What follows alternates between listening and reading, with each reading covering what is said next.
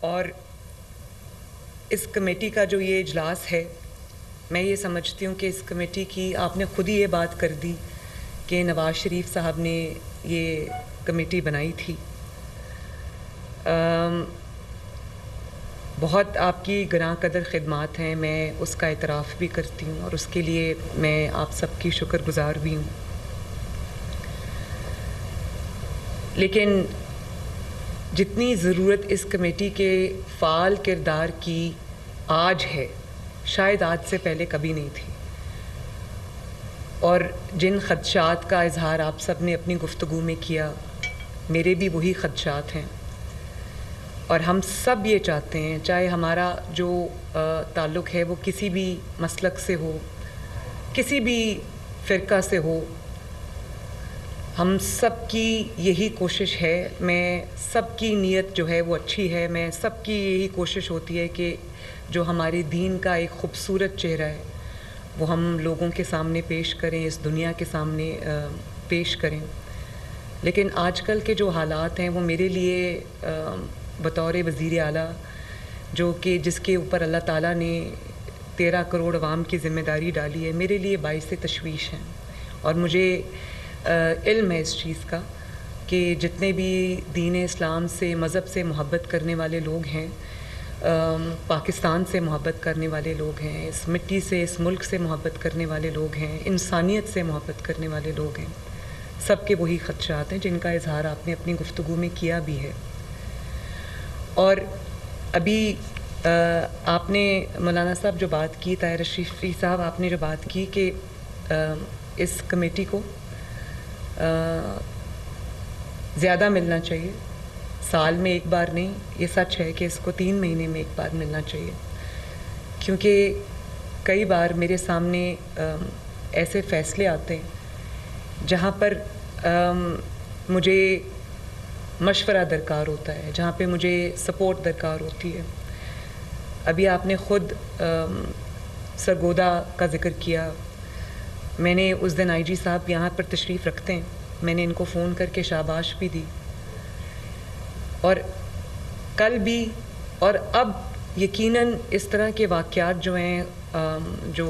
ہماری مقدس کتابیں ہیں، قرآن پاک کو کی بے حرمتی کے واقعات آج کل روز ہو رہے ہیں. تو ظاہر ہے ہمیں ہمارا دل تڑپتا ہے، ہمارے دل کو تکلیف ہوتی ہے. اور میں یہ چاہتی ہوں کہ ان واقعات کی روک تھام کے لیے ہم سب مل کے بیٹھیں اور ہم دیکھیں کہ کیا وجہ ہے کہ یہ واقعات جو ہیں وہ بڑھے ہیں. اور پھر یہ بھی ایک بڑی ضروری بات ہے جس کی نشاندہی آپ نے کی کہ کئی بار ان الزامات کو اپنا کوئی اور سکور سیٹل کرنے کے لیے ان الزامات کا سہارا لیا جاتا ہے. سوات میں جو ہوا وہ ہم سب کے لیے بہت ہی باعث فکر ایک چیز ہے کہ اس بات کا تعین کیے بغیر کہ کس نے کیا کیا ہے، اگر موب آ کر یا کوئی گروہ آ کر قانون کو اپنے ہاتھ میں لے لے گا تو پھر تو کوئی بھی نہیں بچے گا. نہ آپ بچیں گے، نہ میں بچوں گی، نہ کوئی اور بچے گا. اور میں اس چیز کے بارے میں بات اس لیے کرتی ہوں کہ میں نے ابھی آپ کو بتایا کہ میرا تعلق ایک مذہبی گھرانے سے ہے اور یہ چیز میرے خون میں شامل ہے. دین سے محبت، اسلام سے محبت میرے خون میں شامل ہے. دین کی جو احکامات ہیں ان کی پابندی کرنا میرے خون میں شامل ہے، میری تربیت میں شامل ہے. نبی پاک صلی اللہ علیہ وسلم سے محبت جو ہے وہ میرے خون میں شامل ہے. تو جب 2017-18 میں سیاسی سکور کو سیٹل کرنے کے لیے جب ہمیں نشانہ بنایا گیا تو اس کے لیے ہم نے گولیاں بھی کھائیں اور باتیں بھی سنی، الزامات کا سامنا بھی کیا. نواز شریف صاحب کے ساتھ جو واقعہ ہوا تو یہ بڑی میرے لیے باعث تکلیف تھی. کوئی چور کہہ دے، ڈاکو کہہ دے، اس چیز کی اتنی تکلیف نہیں ہوتی جتنی تکلیف اس چیز کی ہوتی ہے. اور میری والدہ کا الیکشن تھا جب میرے والد کو انہوں نے ڈسکوالیفائی کیا تو میں اکیلی اپنی والدہ، کہ ان کو کینسر ہو گیا تھا تو ان کو علاج کے لیے جانا پڑا، تو میں ان کی یہاں پر الیکشن کی مہم چلا رہی تھی. جس طرح سے چند افراد کی جانب سے اور ایک سیاسی جماعت جس نے ان کو استعمال کیا یا وہ خود استعمال ہوئے، جس طرح سے ان الزامات کا سامنا مجھے کرنا پڑا، میرے لیے ایک بہت تکلیف دہ عمل تھا۔ اور آپ نے دیکھا کہ احسن اقبال صاحب ایک بہت مذہبی گھرانے سے تعلق رکھتے ہیں، ان کی والدہ کی کیا ایک حیثیت تھی اور کتنی وہ ایک نیک خاتون تھی، ان کو بھی گولی ماری گئی، اللہ تعالیٰ نے ان کی زندگی بچا لی۔ تو میں اس عمل سے میں خود گزری ہوں اور میں جانتی ہوں کہ یہ کتنا تکلیف دہ عمل ہے۔ آپ نے صحیح فرمایا کہ جو مقدمات میں ڈیلے کی جاتی ہے اس میں جو الزامات ہیں ان کی سچائی کا تعین بھی ہونا چاہیے، سزا کا تعین بھی ہونا چاہیے، لیکن کچھ بھی ہو ہمیں جو قانون ہے اس کو اپنے ہاتھ میں لینے کی، اپنی عدالت گلی اور محلوں میں لگانے کی، سزائیں صادر کرنے کی، فتوے صادر کرنے کی ہمیں یہ اجازت قطعاً نہیں دینی چاہیے۔ اور ایک اور بہت میرے لیے تکلیف دہ معاملہ ہے، مجھے اللہ تعالیٰ نے اس کرسی پہ بٹھایا ہے، اور جیسے کہ میں نے آپ سے عرض کی کہ میرا جو فرض ہے وہ انصاف کرنا ہے۔ میری اپنی جتنی بھی عقل ہے، دانست ہے، اس کے مطابق میرا جو فرض ہے وہ انصاف کرنا ہے۔ میرے سامنے جب بھی ایسا کوئی معاملہ آتا ہے تو جب کسی سے کوئی جرم سرزد ہوتا ہے اور جرم کی تصدیق ہو جاتی ہے، اس کے بعد وہ کوئی مسلمان، سکھ، ہندو، عیسائی نہیں رہتا، وہ مجرم ہوتا ہے اور اس کو اس کے کیے کی سزا ملنی چاہیے۔ ایک چھوٹا سا واقعہ ہوا تھا، واقعہ تو بہت بڑا ہے لیکن میں آپ کے ساتھ وہ شیئر کرنا چاہتی ہوں کہ میرے دل کو، کیونکہ میں ایک ماں ہوں، میرے ماشاء اللہ 3 بچے ہیں، اور اب اس صوبے کے جو بچے ہیں ان کی ذمہ داری بھی میرے سر پہ ہے، آپ کے سر پہ ہے، کیونکہ آپ جب بات کرتے ہیں تو لوگ اس کا اثر لیتے ہیں۔ ایک بچے کے ساتھ زیادتی ہوئی اور اس زیادتی میں کوئی جو ہمارے کوئی مذہبی کوئی شخصیت ہیں، ان کا کوئی مدرسے سے ان کا تعلق تھا، اس میں ان کا جرم ثابت ہو گیا۔ جب اس بچے سے، وہ چھوٹا سا بچہ تھا، اپنے والد کے ساتھ گیا تھا تو مدرسے کے باہر سے یا مسجد کے باہر سے اس کو اغوا کر لیا گیا، ثابت بھی ہو گیا، لیکن جب ہم اس کو پولیس نے پکڑا تو اس کو مذہب کا ایشو بنا دیا گیا، اور میرے خلاف تب سے سوشل میڈیا پہ وہ فتوے جاری ہو رہے ہیں، میرے خلاف بات ہو رہی ہے۔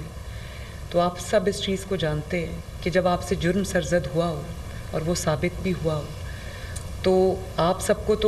اور ہم سب کو یہ کہنا چاہیے کہ اس کو سزا دینی چاہیے، تاکہ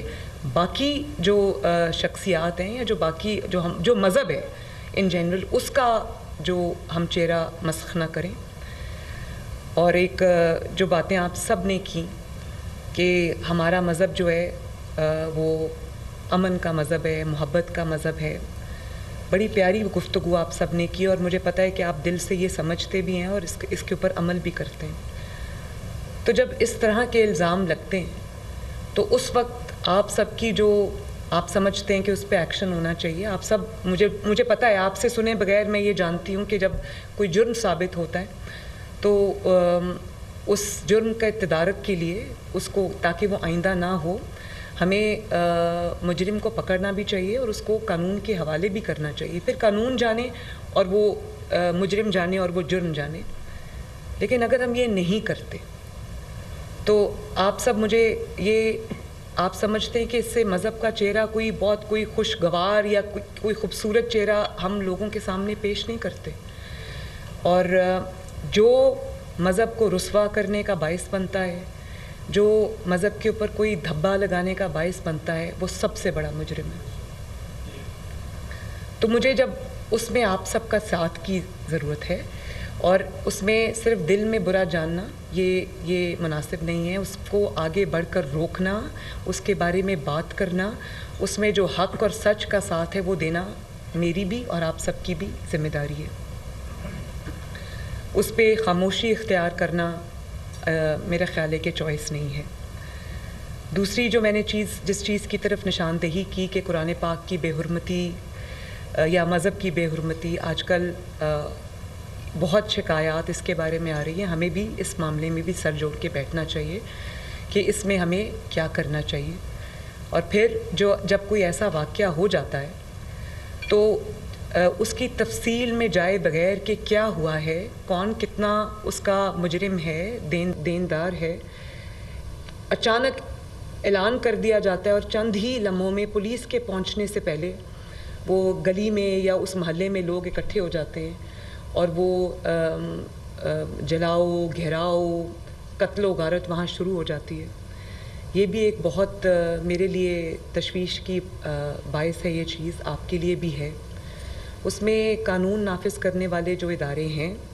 ان کو اپنا کام کرنے دینا چاہیے. اور سرگودا میں جس طرح وہ بچا کے لے گئے اس فیملی کو، اور جو جانی نقصان جس طرح جڑاوالا میں ہوا اس سے اللہ تعالیٰ نے ہمیں بچا لیا. تو میرا خیال ہے کہ اس کے اوپر بھی ہمیں بہت توجہ اس کی ضرورت ہے، بات کرنے کی ضرورت ہے، اس کا تدارک کرنے کی ضرورت ہے. کہاں کہاں پہ یہ ان چیزوں کو ہم بات کر کے کوئی فیصلہ سازی کر کے کوئی بہتری کی طرف ہم جا سکتے ہیں، وہ بھی اس چیز کی بھی میرا خیال ہے کہ اس وقت بہت ضرورت ہے. سوشل میڈیا کی آپ نے بات کی تو ابھی آئی جی صاحب نے بھی مجھے بتایا اور مجھے اس چیز کا علم بھی ہے کہ سوشل میڈیا پہ یہ مواد جو ہے وہ بالکل ہوتا ہے، لیکن ابھی آئی جی صاحب نے بتایا کہ 50,000 سے زائد اکاؤنٹس اور جو پیجز ہیں وہ ہم نے بلاک بھی کیے ہیں. اور اگر کوئی بھی اس قسم کی آپ سمجھتے ہیں کہ کہیں پر کوئی ایسا مواد ہے جس کی ریموول ضروری ہے یا جس کو بلاک کرنا ضروری ہے، تو میں یہ چاہوں گی کہ آپ ہماری اس طرف رہنمائی کرائیں، آپ رہنمائی فرمائیں، آپ مجھے گائیڈ کریں، آپ بتائیے ہمیں، ہم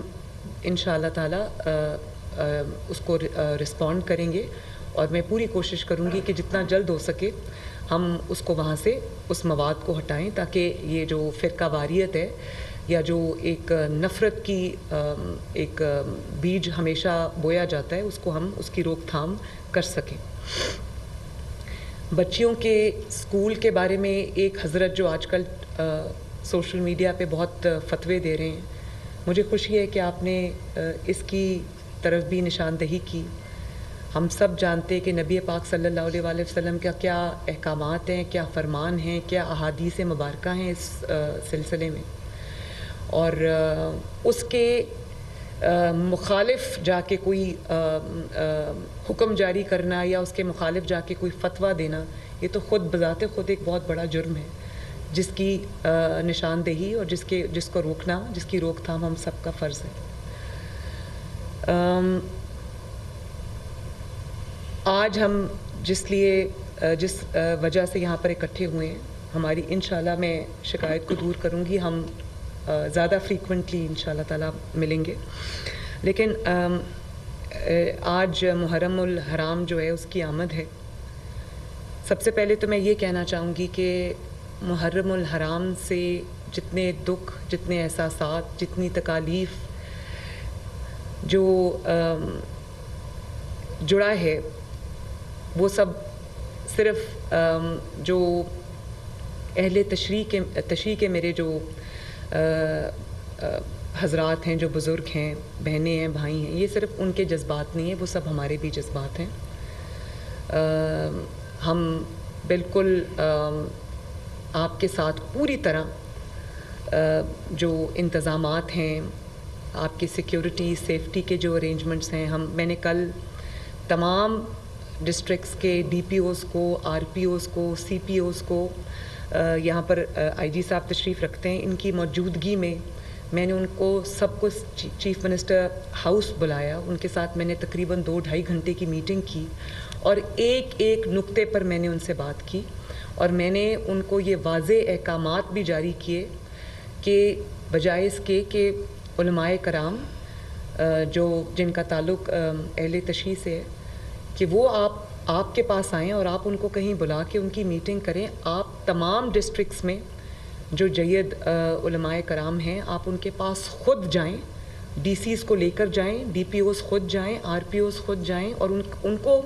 بجائے اس کے کہ وہ چل کے آپ کے پاس آئیں, آپ ان کے پاس جائیں اور آپ ان کو کہیں کہ ہمیں چیف منسٹر نے بھیجا ہے اور ہم یہ آپ سے پوچھنے آئے ہیں کہ کسی قسم کی ہماری کوئی جو سیکیورٹی کے لیے, سیفٹی کے لیے جو آپ کے جو ہم نے انتظامات کرنے ہیں, اس کے علاوہ اگر کسی بھی چیز کی ضرورت ہماری طرف سے ہے تو ہم حاضر ہیں. میں نے یہ کل احکامات دیے ہیں ان کو, اور اس